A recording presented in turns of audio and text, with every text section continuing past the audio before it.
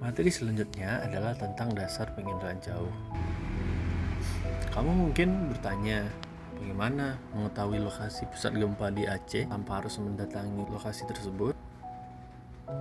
Jawabannya adalah kita melakukan pengamatan secara jauh atau suatu sistem yang disebut dengan penginderaan jauh.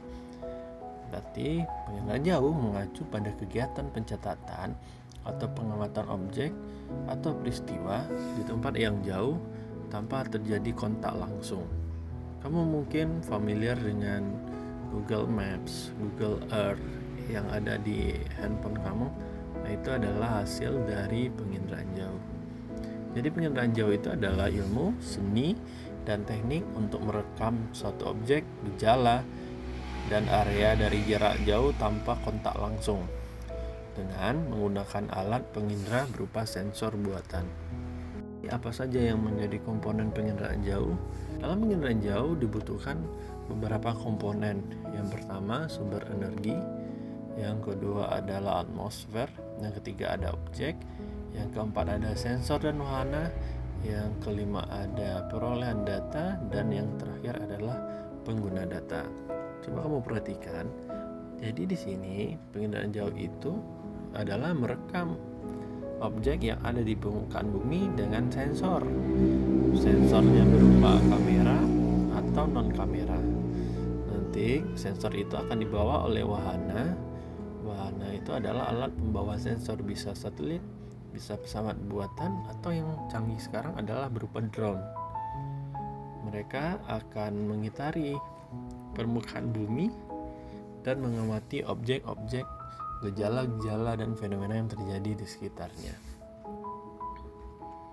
Kita bahas satu-satu ya. Yang pertama adalah sinar matahari sebagai sistem pasif menggunakan tenaga elektromagnetik yang berasal dari sinar matahari. Sinar matahari sampai di permukaan bumi, kemudian objek yang ada di permukaan bumi memantulkan cahaya ke alat perekam.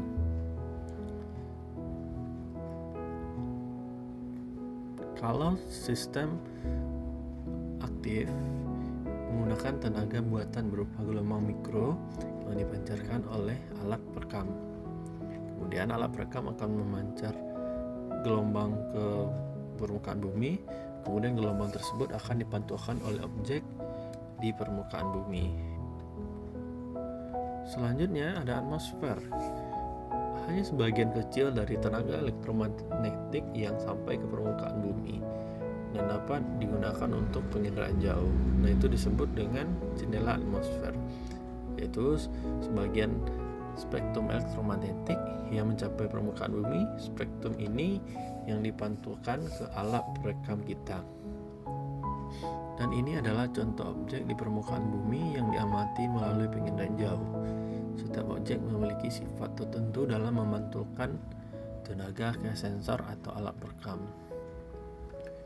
Ada namanya ciri spektral berdasarkan perbedaan panjang gelombang, contohnya adalah rona dan warna. Yang kedua adalah ciri spasial berdasarkan perbedaan pola ruang, contohnya adalah bentuk dan ukuran.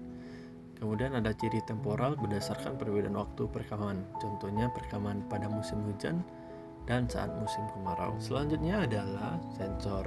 Sensor adalah alat yang digunakan untuk menerima atau merekam tenaga yang datang dari objek di permukaan bumi.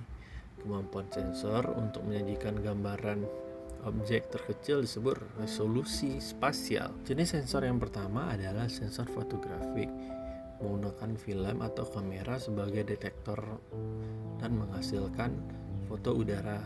Kemudian ada sensor elektronik, menggunakan tenaga elektrik pada spektrum yang luas dan menghasilkan citra. Kemudian ada wahana. Wahana adalah kendaraan untuk mengangkut atau membawa alat pemantau dalam penginderaan jauh. Contohnya adalah drone atau pesawat terbang rendah, kemudian ada pesawat terbang tinggi, atau yang paling tinggi adalah satelit.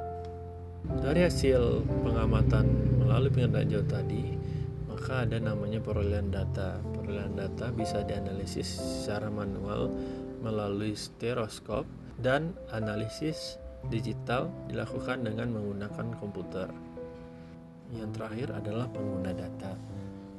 suatu orang atau lembaga yang memanfaatkan hasil penginderaan jauh untuk berbagai bidang kehidupan, seperti tata guna lahan, pertambangan, dan mitigasi bencana.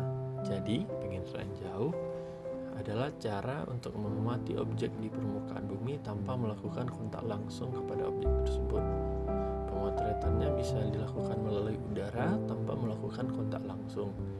Jadi kita bisa mengamati objek di permukaan bumi, mengamati gejala, mengamati banjir bandang, mengamati gunung meletus, mengamati gempa bumi, dan mengamati perubahan lahan dan sebagainya, termasuk juga deforestasi. Itu adalah satu sistem yang kita sebut dengan penginderaan jauh.